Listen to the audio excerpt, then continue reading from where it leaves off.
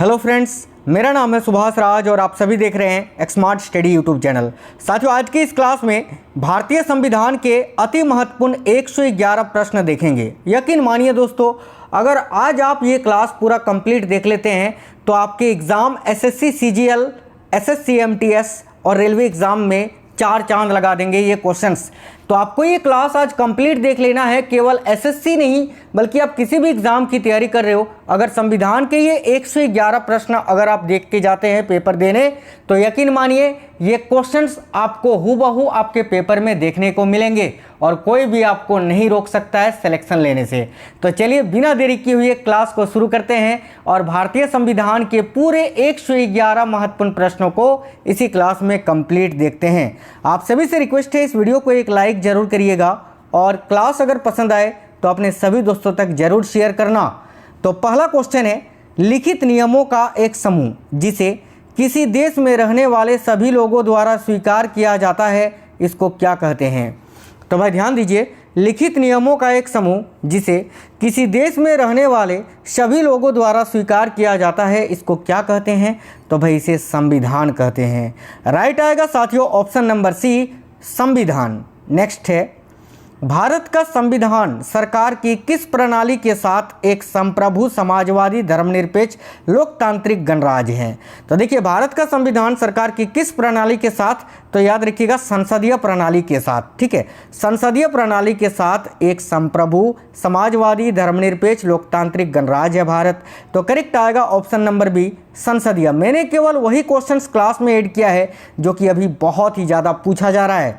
Next है, भारत के गणतंत्र दिवस समारोह के समापन को चिन्हित करने वाला समारोह क्या कहलाता है?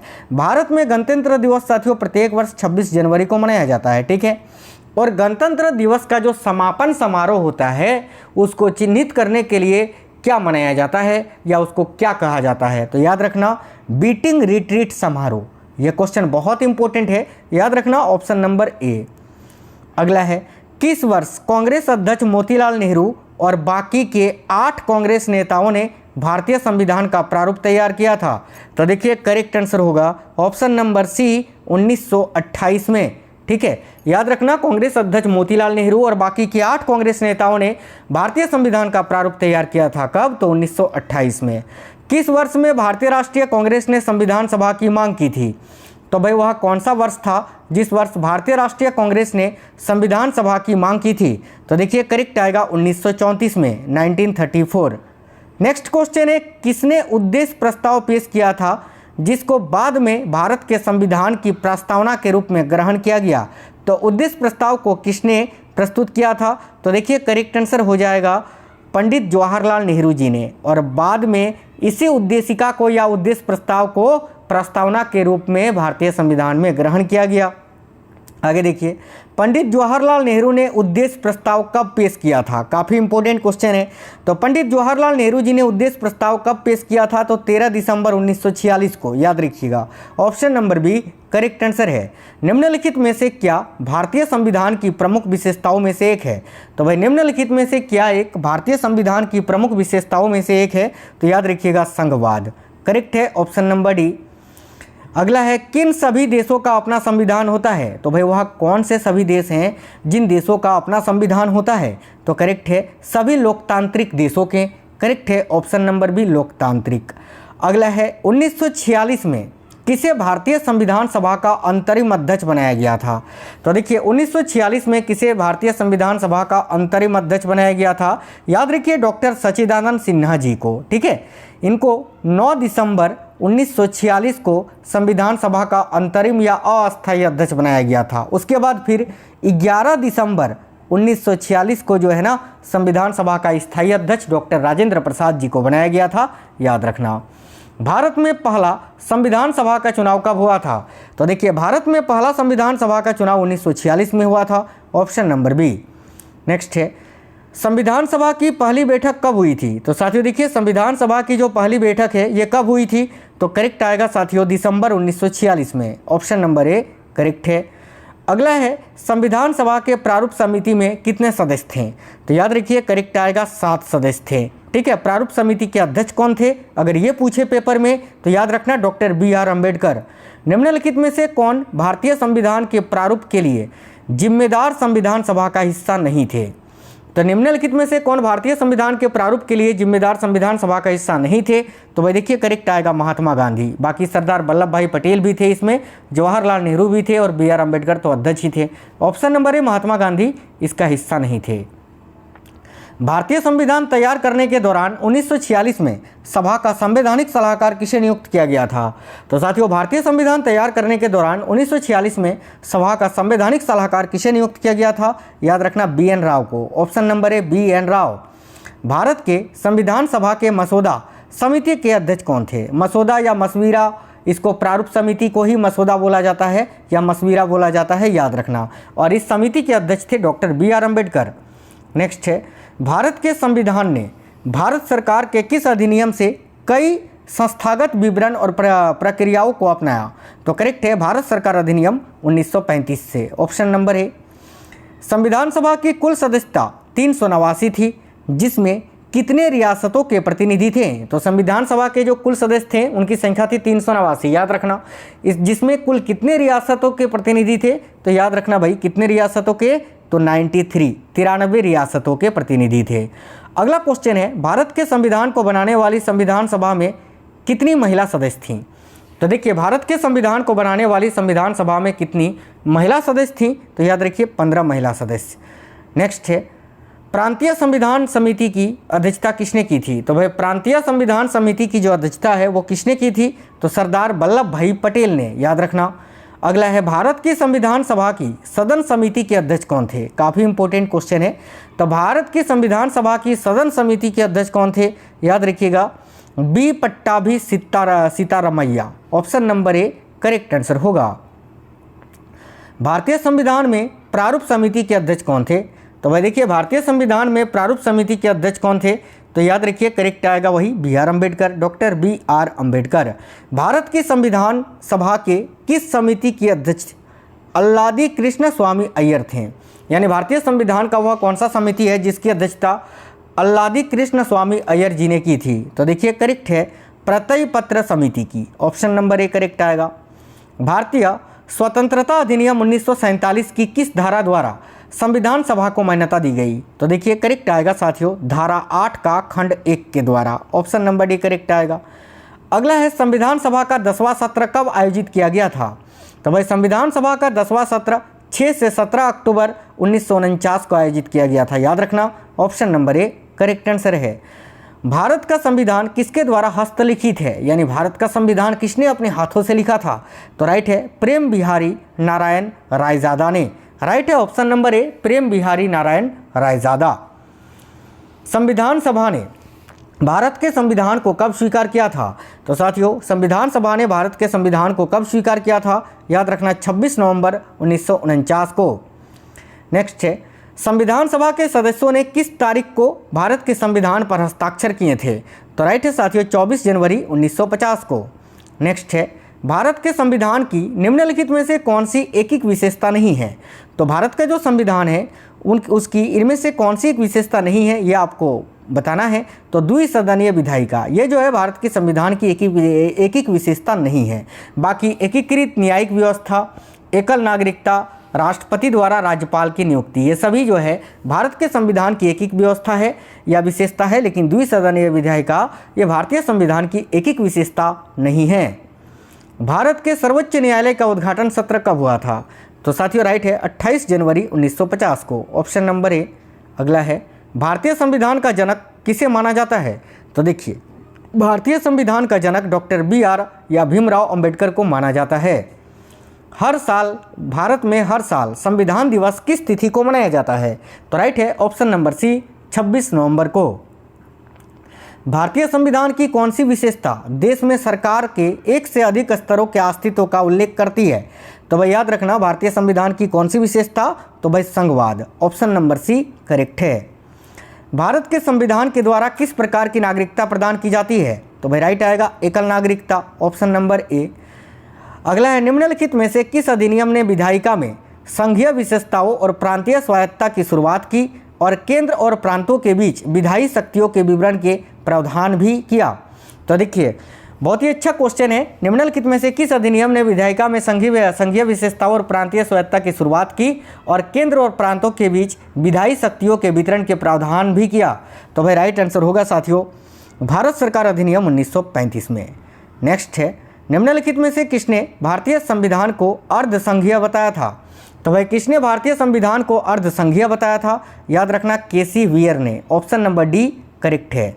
निम्नलिखित में से कौन सा शब्द भारत के संविधान की प्रस्तावना में गणराज्य यानी रिपब्लिक शब्द से पहले नहीं है? तो भाई देखिए कौन सा शब्द है जो भारत के संविधान की प्रस्तावना में गणराज्य शब्द से पहले नहीं है? तो देखिए करेक्ट आंसर होगा संघीय। बाकी संप्रभु, लोकतांत्रिक, समाजवादी ये सभी गणतंत्र शब्द से पहले है प्रस्तावना में, लेकिन संघीय नहीं। निम्नलिखित में से कौन सी भारतीय संघीय ढांचे की एक विशेषता नहीं है? तो भारतीय संघीय ढांचे की एक विशेषता इनमें से कौन सी नहीं है? देखिए भारत का संविधान लिखित है, ये बिल्कुल सही है। विवादों के निपटान के लिए स्वतंत्र न्यायपालिका भी है भारतीय संविधान भी, ये भी सही है। एकल स्तरीय सरकार, ये जो है ना भारतीय संघीय ढांचे की विशेषता नहीं है। ऑप्शन नंबर सी करेक्ट होगा। बाकी देखिए केंद्र और राज्यों के बीच शक्तियों का विभाजन, ये भी भारतीय संघीय ढांचे की विशेषता है। ऑप्शन नंबर सी करेक्ट होगा। निम्नलिखित में से किसने भारतीय संविधान की प्रस्तावना को भारतीय संविधान की राजनीतिक कुंडली के रूप में वर्णित किया था? तो भाई किसने भारतीय संविधान की प्रस्तावना को भारतीय संविधान की राजनीतिक कुंडली के रूप में वर्णित किया था? तो याद रखिए कन्हैया लाल मानिकलाल मुंशी ने। आगे देखिए नेक्स्ट है, किसी राज्य के राज्यपाल के रूप में नियुक्ति के लिए भारत के संविधान द्वारा निर्धारित न्यूनतम आयु क्या है? यानी राज्यपाल के लिए न्यूनतम आयु कितनी होनी चाहिए? तो 35 वर्ष। और राष्ट्रपति के लिए भी न्यूनतम आयु 35 वर्ष होनी चाहिए, याद रखना। बाकी लोकसभा के सदस्य के लिए 25 वर्ष और राज्यसभा के लिए 30 वर्ष। आगे देखिए भारत के संविधान के अनुसार एक राज्य में आबादी कितनी होने पर ही मध्यवर्ती स्तर की पंचायतों का गठन किया जा सकता है? तो देखिए करेक्ट आएगा 20 लाख से अधिक। निम्न में से कौन एक संवैधानिक निकाय नहीं है? तो भाई वित्त आयोग, राष्ट्रीय अनुसूचित जनजाति आयोग, चुनाव आयोग, ये सभी जो है संवैधानिक निकाय हैं, लेकिन नीति आयोग जो है ये संवैधानिक निकाय नहीं है। तो ऑप्शन नंबर बी राइट होगा। भारतीय संविधान के निर्माताओं ने स्वतंत्रता, समता और बंधुता के सिद्धांतों को किस संविधान से लिया था? तो राइट आएगा फ्रांस से। ऑप्शन नंबर सी करेक्ट है, फ्रांस। भारत के संविधान में एकल नागरिकता की अवधारणा कहाँ से ली गई है? तो देखिए भारत के संविधान में एकल नागरिकता की जो अवधारणा है जो यूनाइटेड किंगडम से ली गई है, यूके से। भारत के संविधान में द्विसदनीय संसद का प्रावधान करने का विचार किसके संविधान से लिया गया था? तो भाई करेक्ट आएगा ब्रिटिश संविधान से। आगे देखिए नेक्स्ट है, भारत के संविधान में राज्य की नीति निर्देशक सिद्धांतों को किसके संविधान से उधार लिया था? तो भाई राइट है आयरिश संविधान से। नीति निर्देशक तत्व जो कि संविधान के अनुच्छेद 36 से 51 तक में वर्णित है और भाग 4 में उल्लेखित है। भारत के संविधान में राज्यसभा के लिए सदस्यों के नामांकन की प्रक्रिया निम्नलिखित में से किस देश के संविधान से ली गई है? तो याद रखना आयरलैंड के संविधान से। ठीक है, आगे देखिए भारतीय संविधान में संशोधन की प्रक्रिया किस देश के संविधान से ली गई है? राइट है दक्षिण अफ्रीका के। संविधान में संशोधन का उल्लेख भारतीय संविधान के अनुच्छेद 368 में किया गया है और भारतीय संविधान के भाग 20 में। ठीक है, याद रखना। आगे देखिए नेक्स्ट है, निम्नलिखित में से कौन सा प्रावधान कनाडा के संविधान से भारतीय संविधान द्वारा अपनाया नहीं गया है? तो भाई कनाडा के संविधान से सशक्त केंद्र के साथ संघीय व्यवस्था ये तो लिया गया ही है। केंद्र द्वारा राज्य के राज्यपालों की नियुक्ति ये भी लिया गया है कनाडा से ही। राज्यसभा के लिए सदस्यों का नामांकन ये कनाडा से नहीं लिया गया है। बाकी उच्चतम न्यायालय का परामर्शी निर्णय ये भी कनाडा के संविधान से ही लिया गया है। तो ऑप्शन नंबर सी करेक्ट होगा। भारतीय संविधान में निम्नलिखित में से कौन सी विशेषता को सोवियत सोशलिस्ट रिपब्लिक से लिया गया था? तो भाई भारतीय संविधान में निम्नलिखित में से कौन सी विशेषता को सोवियत सोशलिस्ट रिपब्लिक से लिया गया था? तो देखिए यहाँ आपका करेक्ट आंसर हो जाएगा साथियों। याद रखिए काफ़ी इंपॉर्टेंट क्वेश्चन है ये। ठीक है, बहुत ही अच्छा क्वेश्चन है। तो पंचवर्षीय योजना को, ऑप्शन नंबर बी। ठीक है, आगे देखिए भारतीय संविधान में न्यायिक पुनरावलोकन की शक्ति और न्यायपालिका की स्वतंत्रता का प्रावधान किस देश से लिया गया है? तो राइट है अमेरिका से। अगला है, संविधान सभा को भारत का संविधान बनाने में कितना वक्त लगा था? तो राइट है 2 वर्ष 11 महीने और 18 दिन। ठीक है, ऑप्शन नंबर बी करेक्ट होगा। किस देश के संविधान से भारतीय संविधान के वित्तीय आपातकाल से संबंधित प्रावधान लिए गए हैं? तो राइट है जर्मनी के संविधान से। और वित्तीय आपातकाल भारतीय संविधान के अनुच्छेद 360 के अंतर्गत लगाया जाता है, याद रखना। भारतीय संविधान में अवशिष्ट शक्तियों का विचार किस देश के संविधान से लिया गया है? तो करेक्ट है कनाडा के। आगे देखिए नेक्स्ट है भारतीय संविधान का पहला संशोधन विधेयक किस वर्ष में पारित हुआ था? तो राइट है 1951 में, याद रखना। ठीक है, जिसमें 9वीं अनुसूची को जोड़ा गया था पहले संशोधन के द्वारा। भारतीय संविधान के पहले संशोधन में किस अनुसूची को जोड़ा गया था? अभी मैंने आपको बताया 9वीं अनुसूची को।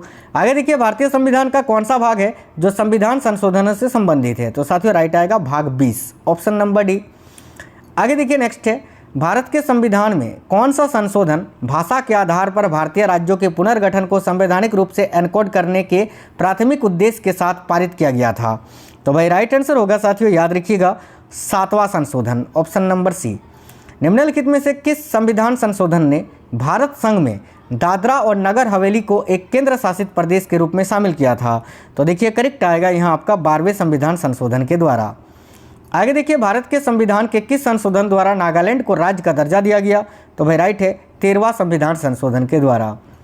भारतीय संविधान में मौलिक कर्तव्यों को किस संविधान संशोधन अधिनियम में शामिल किया गया? तो करेक्ट है 42वें संविधान संशोधन अधिनियम 1976 के द्वारा। मौलिक कर्तव्यों की बात करें तो इसको रूस के संविधान से लिया गया है, जिसकी कुल संख्या 11 है। ठीक है, और देखिए मौलिक कर्तव्य जो है भारतीय संविधान के अनुच्छेद 51 का ए में वर्णित है, ये भी याद रखना, और भाग 4 का ए में। आगे देखिए 42वां भारतीय संविधान संशोधन अधिनियम किसके नेतृत्व में पारित हुआ था? तो साथियों राइट आएगा ऑप्शन नंबर, याद रखिए। देखिए ये जो 42वां भारतीय संविधान संशोधन विधेयक है ये किसके नेतृत्व में पारित हुआ था? तो याद रखिए इंदिरा गांधी के। आगे देखिए भारतीय संविधान में किस संशोधन द्वारा संपत्ति के मौलिक अधिकार को समाप्त कर दिया गया था? तो राइट है 44वें संशोधन के द्वारा। भारत के संविधान में निम्नलिखित में से किस संशोधन के तहत चुनाव के बाद किसी अन्य पार्टी को अवैध बना दिया जाता है? तो देखिए राइट आंसर होगा ऑप्शन नंबर सी 52वें संविधान संशोधन अधिनियम के द्वारा। भारत के संविधान में 10वीं अनुसूची को किस संशोधन के माध्यम से जोड़ा गया था? तो देखिए यहाँ भी आपका करेक्ट आएगा साथियों, याद रखिएगा। ठीक है, 52वें संविधान संशोधन के द्वारा, जो कि दल बदल कानून से संबंधित है। भारतीय संविधान में किस संशोधन के तहत गोवा को राज्य का दर्जा दिया गया था? तो राइट है 56वें संशोधन के द्वारा। कब? तो 1987 में। निम्नलिखित में से किस वर्ष में मतदान की आयु 21 वर्ष से घटाकर 18 वर्ष कर दी गई थी? तो राइट है 1889 में, माफ करना 1989 में, ऑप्शन नंबर डी। भारतीय संविधान में 73वां संशोधन निम्नलिखित में से किससे संबंधित है? तो देखिए करेक्ट है पंचायती राज व्यवस्था से। संसद द्वारा 73वां और 74वां दोनों संविधान संशोधन किस वर्ष पारित किए गए थे? तो देखिए करेक्ट आंसर होगा साथियों 1992 में। देखिए 73वां संशोधन पंचायती राज व्यवस्था से संबंधित है और 74वां संशोधन नगर पालिका से संबंधित है, याद रखना। अगला है 1992 के 74वें संशोधन अधिनियम ने भारत के संविधान में एक नया कौन सा भाग जोड़ा? तो भाग 9 का ए, याद रखना। भारत सरकार ने विकलांग अधिनियम किस वर्ष पारित किया था? तो साथियों भारत सरकार ने विकलांग अधिनियम 1995 में पारित किया था, याद रखिएगा। किस संविधान संशोधन अधिनियम द्वारा लोकसभा तथा विधानसभाओं की सीटों की संख्या वर्ष 2026 तक कोई परिवर्तन न करने का प्रावधान किया गया था?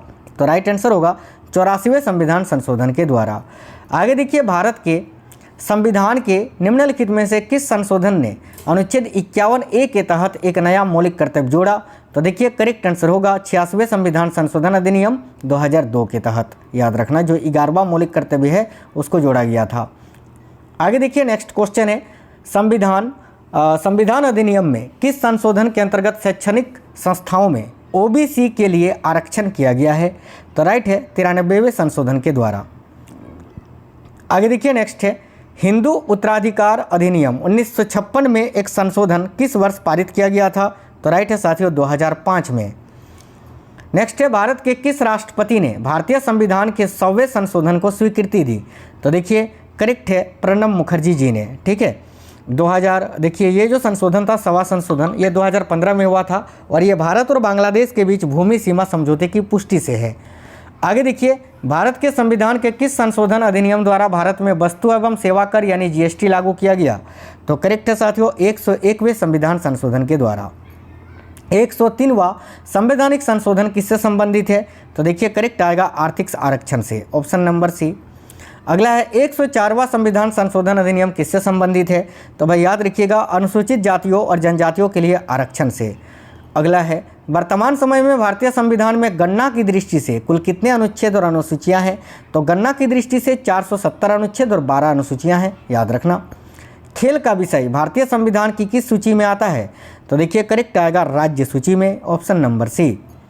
भारत के संविधान के अनुसार मवेशी एवं पशुपालन का विषय किसमें शामिल है? तो भाई राइट आएगा साथियों राज्य सूची में। आगे देखिए एक विषय के रूप में कृषि संविधान की किस सूची में शामिल है? तो एक विषय के रूप में कृषि जो है ये राज्य सूची में शामिल है, याद रखना। भारतीय संविधान के भाग 4 में क्या प्रावधान है? तो भाग 4 में साथियों क्या प्रावधान किया गया है? तो राज्य के नीति निर्देशक तत्व। मौलिक अधिकार भाग 3 में है, याद रखना। नागरिकता संबंधी प्रावधान भाग 2 में है। आगे देखिए नेक्स्ट है भारतीय संविधान की किस अनुसूची में संघ सूची से संबंधित प्रावधान है? तो देखिए राइट आंसर होगा ऑप्शन नंबर बी 7वीं अनुसूची में। भारतीय संविधान की 8वीं अनुसूची के अनुसार कितनी भाषाओं को अनुसूचित भाषाओं में गिना गया है? तो देखिए यहाँ आपका करेक्ट आएगा 22 भाषाओं को। आगे देखिए भारतीय संविधान की किस अनुसूची में पंचायती राज संस्थाओं के प्रावधान शामिल है? तो भाई राइट आएगा 11वीं अनुसूची में, याद रखना। आगे देखिए निम्नलिखित में से कौन सा विषय भारतीय संविधान की 11वीं सूची के अंतर्गत आता है? तो यहाँ राइट आंसर होगा ऑप्शन नंबर बी स्वास्थ्य और स्वच्छता। भारत के संविधान का कौन सा भाग है जो कि नागरिकता से संबंधित है? तो राइट है साथियों ऑप्शन नंबर बी भाग 2। भारत के संविधान के भाग 3 किससे संबंधित है? तो याद रखना मौलिक अधिकार से। मौलिक अधिकार जो कि यूएसए के संविधान से लिया गया है, मौलिक अधिकार जो कि संविधान के अनुच्छेद 12 से लेकर 35 तक में प्रावधानित है, याद रखिएगा। भारतीय संविधान के किस भाग को भारत का मैग्ना कार्टा कहा जाता है? तो याद रखिएगा ऑप्शन नंबर बी भाग 3 को। भारत के संविधान के किस अध्याय में संसद के अनुच्छेदों पर चर्चा की गई है? तो देखिए करेक्ट आएगा भाग 3 के अध्याय 3 में, याद रखना। भारतीय संविधान के किस अध्याय में संसद के अनुच्छेदों पर चर्चा की गई है? तो अध्याय 3 में।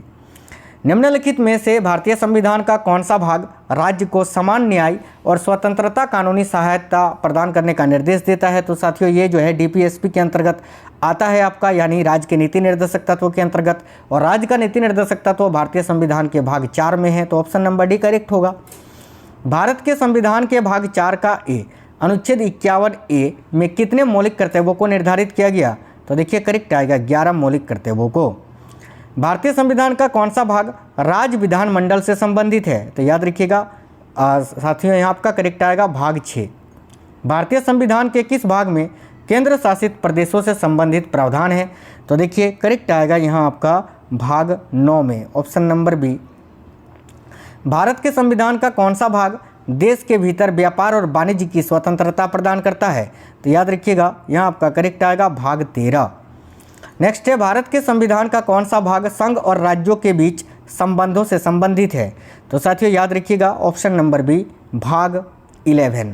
नेक्स्ट है भारत के संविधान का कौन सा भाग वित्त संपत्ति अनुबंध और वादों से संबंधित है? तो याद रखिए भाग 12। नेक्स्ट है संविधान के किस अनुच्छेद में यह अंकित किया गया है कि इंडिया अर्थात भारत राज्यों का एक संघ होगा? तो याद रखिए अनुच्छेद 1 में। नेक्स्ट है संविधान के किस अनुच्छेद का संबंध नए राज्यों के गठन से है? तो साथियों याद रखिए करेक्ट आंसर हो जाएगा यहाँ आपका अनुच्छेद 3 का, ऑप्शन नंबर डी।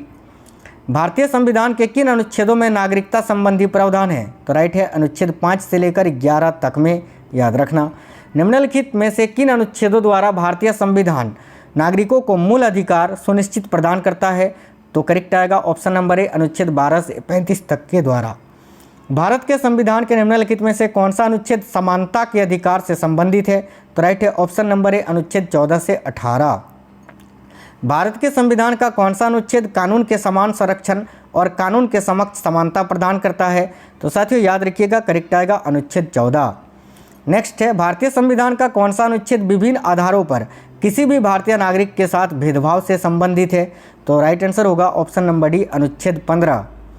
भारत के संविधान के किस अनुच्छेद में धर्म, नस्ल, जाति, लिंग या जन्म के स्थान के आधार पर भेदभाव के निषेध का वितरण दिया गया है? तो देखिए यहाँ आपका करेक्ट आएगा अनुच्छेद 15 में। नेक्स्ट है नौकरियों, तथा शैक्षणिक संस्थाओं में समाज के कमजोर वर्ग के लिए आरक्षण उपलब्ध कराने के लिए केंद्र सरकार को संविधान का कौन सा अनुच्छेद अधिकार प्रदान करता है? तो साथियों याद रखिएगा, करेक्ट होगा अनुच्छेद 16। आगे देखिएगा, अगला है भारत के संविधान का निम्न में से कौन सा अनुच्छेद अपृष्ठता का उन्मूलन करता है तथा किसी भी रूप से इसके आचरण का निषेध करता है? तो राइट है ऑप्शन नंबर सी, अनुच्छेद 17। और अनुच्छेद 18 में उपाधियों का अंत किया गया है, याद रखना। भारतीय संविधान के किस अनुच्छेद के तहत भारतीय संविधान भारतीय नागरिकों को 6 मौलिक अधिकारों की स्वतंत्रता की गारंटी देता है? तो राइट है अनुच्छेद 19। वो देखिए अनुच्छेद 19 जो है इसमें कुल 6 प्रकार की स्वतंत्रता दी गई है। वो 6 स्वतंत्रता कौन कौन सी है मैं आपको बता देता हूँ। जैसे कि अनुच्छेद 19 का 1 में भाषण और अभिव्यक्ति की स्वतंत्रता दिया गया है, या प्रेस का स्वतंत्रता जिसे आप बोलते हैं। अनुच्छेद 19 का 2 जो है इसमें शांतिपूर्वक और बिना हथियारों के इकट्ठा होने के बारे में बताता है। अनुच्छेद 19 का 3 जो है ये संघ बनाने के लिए योग्यताएं निर्धारित करता है। अनुच्छेद 19 का खंड 4 जो है ये भारत के पूरे क्षेत्र में स्वतंत्र रूप से घूमने का स्वतंत्रता देता है। अनुच्छेद 19 का खंड 5 जो है ये भारत के क्षेत्र के किसी भी हिस्से में रहने और बसने के लिए स्वतंत्रता प्रदान करता है। अनुच्छेद 19 का खंड 6 जो है ये किसी भी पेशे का अभ्यास करना या कोई भी व्यवसाय व्यापार करने की स्वतंत्रता प्रदान करता है। अगला है, भारत के संविधान का निम्नलिखित में से कौन सा अनुच्छेद दोहरे खतरे से किसी व्यक्ति की रक्षा करता है? तो राइट आंसर होगा साथियों यहाँ आपका, याद रखिएगा, अनुच्छेद 20, ऑप्शन नंबर ए। अब बाकी के जो अनुच्छेद हैं वो आपको एक अलग से वीडियो आएगा साथियों, जिसमें मैं बहुत महत्वपूर्ण अनुच्छेदों को करवा दूंगा। उस वीडियो को आप लोग जरूर देख लेना, ठीक है। अभी मैं आपको जो है यहाँ पर होमवर्क का एक क्वेश्चन दे देता हूँ, इसका आंसर आप कमेंट बॉक्स में बताइए। हालांकि अगर आप स्मार्ट स्टडी 2.0 चैनल में जाओगे, हमारे सेकंड नए वाले चैनल में, तो वहाँ पर आपको सभी महत्वपूर्ण अनुच्छेद 1 से लेकर 395 जो मूल अनुच्छेद हैं उसका एक डिटेल वीडियो मिल जाएगा। उसमें आपको कंप्लीट जानकारी मिल जाएगी अनुच्छेदों के बारे में, और भी जितने महत्वपूर्ण टॉपिक हैं वो आपको सारे 2.0 चैनल में मिल जाएंगे, तो वहाँ से देख लेना। इस वीडियो को एक लाइक करना, और ये आपका होमवर्क का क्वेश्चन है, इसका आंसर कमेंट बॉक्स में बताइए कि भारतीय संविधान के किस अनुच्छेद में प्रेस की स्वतंत्रता दी गई है। सभी साथी इसका आंसर कमेंट बॉक्स में बताएंगे, ठीक है। इस वीडियो को एक लाइक कर देना और अपने सभी दोस्तों तक जरूर शेयर करना। अगर आप में से कोई भी साथी पहली बार आए हैं, सब्सक्राइब करके बेल आइकन को ऑन कर लीजिएगा। मिलते हैं नेक्स्ट वीडियो में। जय हिंद साथियों, वंदे मातरम।